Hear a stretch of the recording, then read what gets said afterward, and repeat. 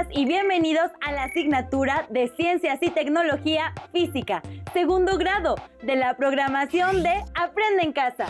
Esta es una propuesta de la Secretaría de Educación Pública para que puedan seguir al corriente en sus respectivas asignaturas durante los días en que deben permanecer en casa. Para aprovechar mejor los contenidos, es importante que sean puntuales y que anoten tanto las ideas más relevantes como los ejercicios que les pediremos realizar. No olviden guardar todos sus apuntes y ejercicios en su carpeta de experiencias. Así, al regresar a clases, podrán compartirla en su grupo. En esta ocasión, las y los invitamos a conocer algunas de las ideas que se han propuesto a lo largo de la historia acerca de cómo está formada la materia y de qué está hecha. Desde la antigüedad hasta nuestros días, ha surgido la inquietud acerca de la estructura de la materia y se han elaborado explicaciones al respecto. En este proceso de investigación de la ciencia, los modelos han cobrado relevancia, ya que presentan ideas lógicas sobre los fenómenos naturales. A continuación, los invitamos a ver un video. Centren su atención en la información que se da respecto a las siguientes preguntas. ¿Qué es un modelo científico? ¿Cuál es la importancia y utilidad de los modelos en la ciencia? ¿Ya tienen todo preparado para tomar notas? Bien, entonces, ¡corre video! Esta maqueta la hizo mi tía. Verán, ella es arquitecta. Vino de visita y en unos minutos se la llevará a su trabajo donde presentará su proyecto de construcción. ¿Ustedes saben por qué mi tía hace una maqueta cuando busca construir un edificio? Ella elabora planos y maquetas para representar sus ideas ante los demás. A esto se le conoce como modelo. Sin embargo, hay otro tipo de modelos. Por ejemplo, los modelos científicos. Un modelo científico es una representación que nos permite entender cómo es un objeto, un suceso o un fenómeno natural. Un modelo científico surge de las respuestas que los investigadores dan a las preguntas que se originan de sus observaciones. Por ejemplo, desde la antigüedad, el ser humano ha observado el aparente movimiento del Sol, la Luna y las estrellas para contestar las siguientes preguntas. ¿Dónde se ubican los astros en el universo? ¿Qué astros se mueven? ¿Cuáles de ellos carecen de movimiento? Para intentar responder estas preguntas, Ptolomeo, unos 100 años antes de nuestra era, diseñó el modelo geocéntrico del sistema planetario con el que explicó que la Tierra está inmóvil en el centro del universo, mientras que el Sol, la Luna y los demás astros giran a su alrededor. Los modelos científicos son válidos mientras su explicación sea satisfactoria, pero nuevas evidencias generan nuevas explicaciones y pueden inspirar la formulación de nuevos modelos. Por ejemplo, Nicolás Copérnico, en el siglo XVI, basándose en sus observaciones, propuso el modelo heliocéntrico del universo que sitúa al Sol fijo en el centro y a los astros, incluyendo la Tierra, girando a su alrededor. Este modelo permitió explicar mejor el movimiento de los planetas. Conforme se conocen más detalles del fenómeno relacionado con un modelo propuesto, este último requiere de modificaciones que satisfagan de mejor manera la descripción del fenómeno que se estudia. Regresemos al ejemplo de la maqueta. Si el terreno donde se asentará la casa es de roca firme, los cimientos deben ser sencillos y poco profundos. Pero si el terreno es fangoso, los cimientos deben de ser más profundos y de mayor área para evitar que se hunda el edificio. Nuevos datos modifican el modelo. Si además el edificio también se construye en una zona de grandes nevadas, el techo debe permitir que la nieve se resbale y no se acumule. Hay que modificar el modelo nuevamente. En la ciencia se modifican los modelos en la medida en que se conoce más del fenómeno u objeto estudiado.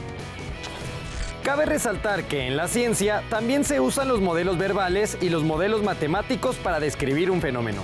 Por ejemplo, para explicar el movimiento acelerado tenemos un modelo verbal útil.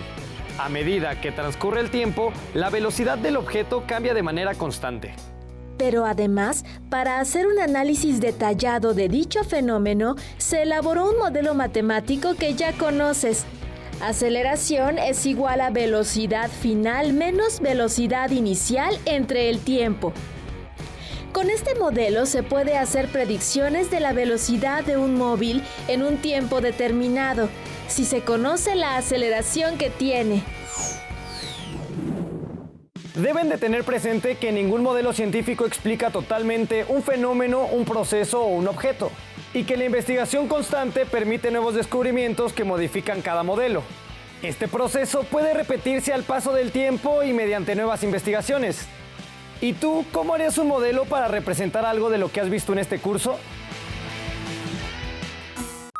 Como se expresó en el video, la ciencia está en constante búsqueda de respuestas. Por ello, su labor no termina. Así es, los científicos, ayudados del desarrollo tecnológico, se ocupan de elaborar cada vez mejores ideas y explicaciones acerca de los fenómenos naturales que estudian. De acuerdo con lo que observaron en el video, pueden contestar las siguientes preguntas. ¿Qué ejemplos de modelos se mencionaron?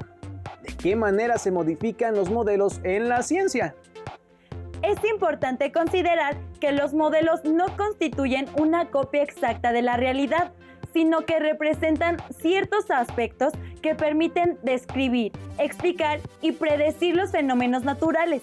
Pero, ¿de qué están hechas las cosas? Los objetos, los seres vivos y el aire. Es decir, ¿de qué está hecha la materia? Esta es una pregunta que ha sido motivo de interés en la historia y cuyas explicaciones han conformado diferentes modelos.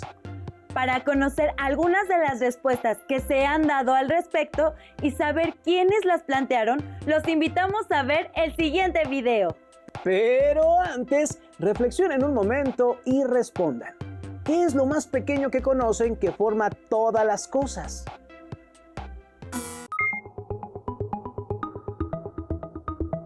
¿Te has preguntado de qué está hecho todo lo que nos rodea?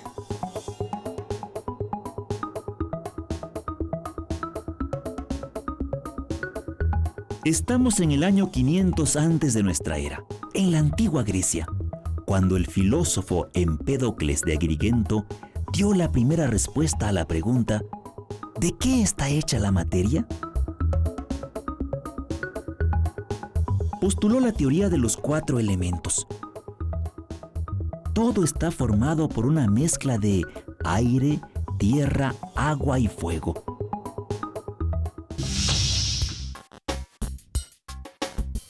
Si vemos un pedazo de papel quemándose, podemos entender por qué Empédocles pensó en los 4 elementos.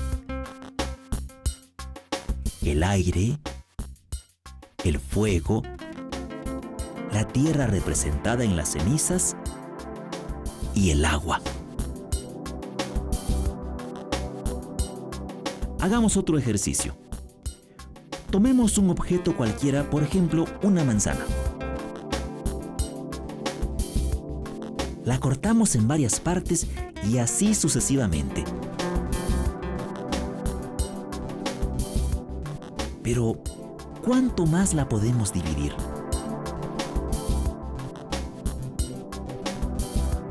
¿Existirá una parte que ya no se pueda fragmentar?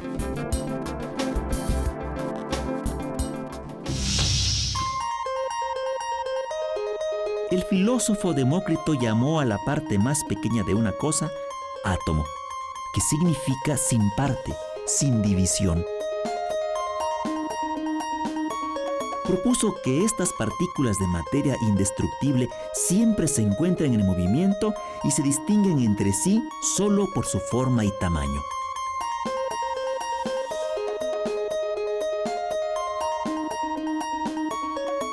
En el siglo III antes de nuestra era, Aristóteles rechazó la propuesta de Demócrito y retomó la idea de los 4 elementos.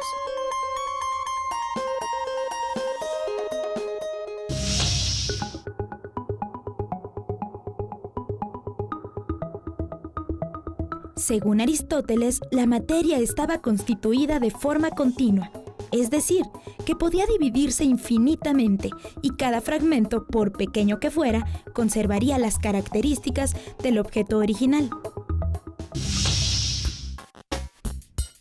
Pasaron más de 2000 años hasta que Dalton propuso un modelo atómico para explicar la constitución de la materia, similar al de Demócrito, pero con bases científicas. Las ideas atomistas griegas son una de las bases del pensamiento científico contemporáneo. La física, la química y la biología modernas se basan en que la materia está compuesta por átomos de diferentes elementos. A lo largo del siglo XX se han descubierto muchas partículas más pequeñas que un átomo. Los antiguos griegos propusieron explicaciones acerca de la materia. Algunos decían que todo estaba formado de algo continuo, hecho de uno o varios de los componentes esenciales, que llamaron elementos: aire, tierra, agua y fuego. Otros griegos, entre ellos Demócrito, por el contrario, sostuvieron que las cosas estaban hechas de pequeñas partículas, a las que este filósofo llamó átomos. ¿Recuerdan qué significa el término átomo? ¿Qué características atribuyó Demócrito a los átomos? Más de 2000 años después de Demócrito, se retomó la idea del átomo y a partir de ella se ha conformado la teoría atómica, que explica la estructura y el comportamiento de la materia. Observen el siguiente video, que ofrece un panorama sobre la historia de la teoría atómica y cómo contribuyeron diversos científicos al respecto. ¿Cómo te imaginas un átomo? ¿Así o así? ¿O tal vez como uno de estos? Si entiendes lo suficiente acerca de los átomos para visualizar cualquiera de esas cosas, entonces sabes más sobre la teoría atómica que los científicos de hace solo 100 años y mucho más de lo que pensaban que sabían hace 2500 años. Fue entonces cuando el filósofo griego Leucipo y su alumno Demócrito tuvieron la idea de que la materia está compuesta de pequeñas partículas. Nadie sabe cómo desarrollaron este concepto, pero no pensaron que las partículas fueran particularmente especiales. Solo pensaron que si cortas algo por la mitad suficientes veces, en algún momento llegarás a una partícula que ya no se puede cortar. Le dieron a estas partículas el nombre de átomos, incortable o indivisible, lo que significa que no se puede cortar o que no se puede dividir. Entonces, básicamente, pensaron que el hierro estaba hecho de partículas de hierro, la arcilla estaba hecha de partículas de arcilla y el queso estaba hecho de partículas de queso. Y atribuyeron propiedades de cada sustancia a las formas del átomo. Entonces pensaron que los átomos de hierro eran duros y unidos con ganchos, los átomos de arcilla eran más blandos y estaban unidos por articulaciones esféricas que los hacían flexibles, y los átomos de queso eran blandos y deliciosos. Y esto tiene sentido si no tienes acceso a microscopios electrónicos o tubos de rayos catódicos o al trabajo de generaciones de científicos anteriores, porque el hecho es que la teoría atómica, tal como la conocemos hoy, es el producto de cientos, si no miles de ideas diferentes. Algunos modelos, como el de Leucipo, eran solo conjeturas ciegas. Con el paso del tiempo, muchos otros fueron el resultado de una experimentación rigurosa. Pero, como ha sido el caso en toda la ciencia, cada científico se basó en lo que se había aprendido antes. Hemos estado hablando mucho sobre los detalles finos de la química en las últimas semanas, y seguiremos haciéndolo a medida que avancemos a la química nuclear y luego a los conceptos básicos de la química orgánica. Pero antes de hacerlo, quería reservar algo de tiempo para explicar cómo sabemos lo que hoy sabemos sobre el átomo y cómo sabemos que aún no hemos terminado de descubrirlo.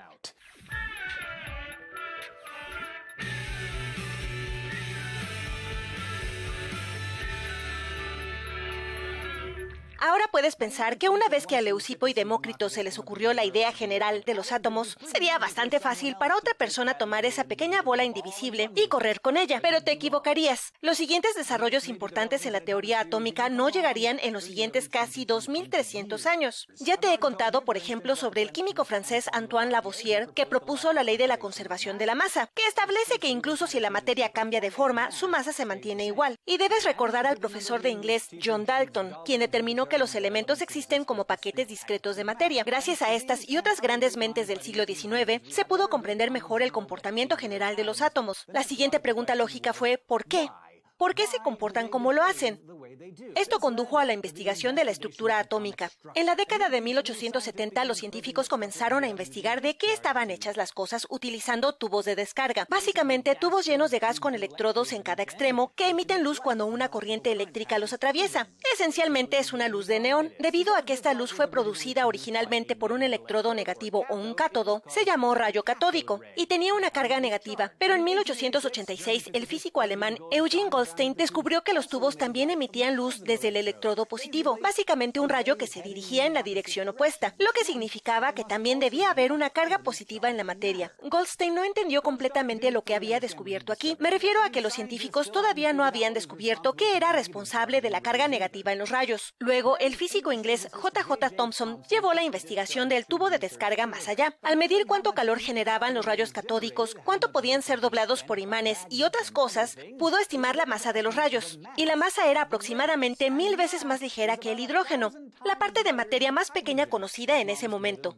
Llegó a la conclusión de que los rayos catódicos no eran rayos ni ondas en absoluto, sino que en realidad eran partículas muy pequeñas, muy ligeras y cargadas negativamente. Los llamó corpúsculos, nosotros los llamamos electrones. Entonces, aunque no entendíamos qué forma tenían, sabíamos que eran componentes negativos y positivos de la materia. La siguiente pregunta fue, ¿cómo se organizan dentro del átomo? Thomson sabía que el átomo en general tenía una carga neutra, por lo que imaginó que los electrones cargados negativamente deben distribuirse aleatoriamente en una matriz cargada positivamente. Y el muy inglés Thomson visualizó este modelo como un postre inglés familiar, budín de ciruela. La matriz positiva es el budín y los electrones son los trozos de fruta flotando al azar dentro de ella. Incluso hoy, el modelo del átomo de Thomson continúa llamándose el modelo de budín de ciruela, y aunque el movimiento de un solo electrón es aleatorio, su distribución general no lo es. El siguiente gran paso fue dado por el neozelandés Ernest Rutherford en 1909. Diseñó un experimento utilizando una lámina extremadamente delgada de papel de oro y una pantalla recubierta con sulfuro de zinc. Bombardeó la lámina con partículas alfa, que realmente no sabía qué eran, solo que eran producidas por la descomposición del radio. Estaban cargadas positivamente y eran muy pequeñas. Se esperaba que pasaran a través de la lámina sin desviarse, y muchas de ellas lo hicieron, pero resultó que algunas de las partículas se desviaron en ángulos grandes y a veces casi hacia atrás. La única explicación para esto fue que toda la carga positiva en un átomo, la carga que repele una partícula alfa, debe concentrarse en un área muy pequeña, un área que llamó el núcleo. Debido a que la mayoría de las partículas alfa pasaron a través de los átomos sin inmutarse, Rutherford concluyó que la mayor parte del átomo es un espacio vacío y estaba en lo correcto. Rutherford más tarde descubriría que si bombardeaba nitrógeno con partículas alfa, creaba un montón de iones de hidrógeno. Ahora supuso correctamente que estos pequeños iones cargados positivamente eran en sí mismos partículas fundamentales, protones. Ahora nos acercamos a la realidad. Estos químicos tenían una idea bastante buena de la estructura del átomo, solo necesitaban averiguar qué estaban haciendo exactamente los electrones. Aquí entra Niels Bohr. En 1911, el mismo año en que se publicaron los resultados del experimento de la lámina de oro de Rutherford, Bohr viajó a Inglaterra para estudiar con Rutherford, y como físico también estaba interesado en los modelos matemáticos establecidos por los físicos alemanes Max Planck y Albert Einstein para explicar el comportamiento de la energía electromagnética. Con el tiempo, Bohr se dio cuenta de que estos principios matemáticos podían aplicarse al modelo atómico de Rutherford. Su análisis de los cálculos del experimento de la lámina de oro, basados en la proporción de partículas alfa que atravesó directamente, las que se desviaron ligeramente y las que rebotaron casi completamente hacia atrás, le permitió predecir las posiciones más probables de electrones dentro del átomo. El modelo resultante de Bohr, a veces llamado modelo planetario, todavía es familiar para la mayoría de las personas, probablemente incluyéndote a ti. Representa los electrones en órbitas alrededor de un pequeño núcleo central. Cada órbita puede tener un número específico de electrones que se correlaciona con los niveles de energía y los orbitales en el modelo moderno del átomo. Y aunque es definitivamente erróneo, el modelo de Bohr estaba muy cerca de la realidad en algunos aspectos importantes. Pero como todos los que he mencionado en los últimos minutos, Bohr tenía muchísima razón y al mismo tiempo estaba muy equivocado. El problema eran esos molestos electrones. Fue el físico teórico alemán Werner Heisenberg quien hizo que todos entendieran cuán grande y alucinante era este problema de los electrones. Pero también fue él quien ató todo el desastre en un pequeño paquete ordenado. Usando sus perversas habilidades matemáticas, Heisenberg descubrió que es imposible saber con certeza el momento de un electrón o cualquier partícula subatómica y su posición exacta. Y cuanto más sepas sobre una de esas dos variables, más difícil será medir la otra. Y si no puedes medir la posición o el momento de un electrón, obviamente no puedes decir con certeza que los electrones en un átomo están perfectamente alineados en órbitas circulares, por lo que él y una nueva ola de físicos y químicos propusieron una nueva teoría, una teoría cuántica, que propone que los electrones no eran partículas u ondas, sino que tenían propiedades de ambos y de ninguno. Con este pensamiento, la disposición de los electrones alrededor de un núcleo solo podría describirse en términos de probabilidad. En otras palabras, hay ciertas regiones donde es mucho más probable encontrar un electrón. Llamamos a estas regiones orbitales. Ya sabes, los mismos orbitales de los que tú y yo hemos estado hablando, los que tienen los nombres S, P, D y F y que forman enlaces sigma y pi. Esas son las cosas que predice la teoría de Heisenberg, y esa es la comprensión moderna de los átomos. Debido a que se basa en la probabilidad, los átomos de estilo cuántico a menudo se dibujan como nubes con una intensidad de color que no representa electrones individuales, sino la probabilidad de encontrar un electrón en cualquier posición en particular. Por esta razón, el modelo cuántico a menudo se llama el modelo de nube del átomo. Y ahora ya lo sabes. Todas las personas que he mencionado y muchas otras se unieron con el tiempo para construir esta corriente, y podría decirse que es una comprensión bastante elegante de la teoría atómica. Ahora, después de 2500 años, a pesar de que no podemos verlos, podemos saber cómo son y cómo funcionan, porque una larga sucesión de científicos contribuyó con un poco de toda la fantástica imagen. Pero también es importante reconocer que puede que aún no estemos del todo bien. Los contemporáneos de Thomson estaban seguros de que el modelo de budín de ciruelas era correcto. Los científicos de la época de Bohr creían plenamente que el modelo planetario tenía razón. Y hoy estamos extremadamente seguros de que el modelo cuántico es correcto. Pero puede que no sea del todo correcto. Y ahí es donde entras tú. La única forma en que podemos estar seguros es seguir haciendo preguntas y realizando experimentos. Si bien los filósofos de la antigua Grecia, Leucipo y Demócrito, propusieron el término átomo, la idea que se tiene actualmente cambió considerablemente a lo largo del tiempo. Es interesante notar que las explicaciones de los antiguos griegos están basadas en reflexiones de lo que se puede percibir a simple vista. Ahora se sabe que el átomo está conformado por componentes más pequeños, los protones, que son partículas con carga positiva, los neutrones, partículas sin carga, y los electrones, que son partículas con carga negativa. Los protones y los neutrones se encuentran en una zona del átomo llamada núcleo. Por su parte, los electrones se mueven alrededor del núcleo. Para llegar a estas explicaciones, durante los siglos XIX y XX, diversos científicos, entre los que destacan Dalton, Thomson, Rutherford, Bohr y Heisenberg, realizaron investigaciones y experimentos que permitieron avanzar en el conocimiento del átomo. Algunos de ellos idearon experimentos y se apoyaron en recursos matemáticos para obtener evidencias de los componentes del átomo, con las cuales conformaron modelos novedosos que explicaban características que los anteriores modelos atómicos no permitían.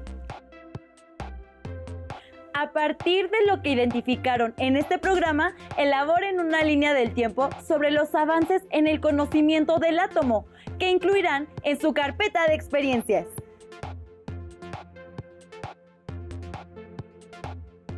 Les sugerimos consultar su libro de física para complementar la información.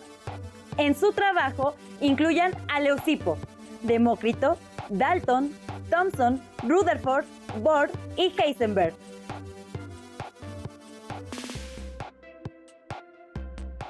Especifiquen la contribución que realizaron e ilustren con los modelos de los átomos que propusieron.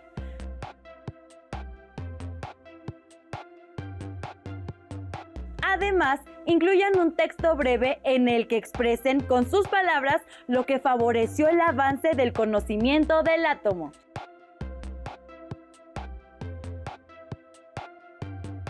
Finalmente, si quieren conocer más acerca del tema, les recomendamos leer el libro Dentro del átomo, de Francisco Noreña, que forma parte de la colección de los libros del Rincón. ¡Nos despedimos! Continúen viendo la programación de Aprende en Casa. ¡Hasta pronto!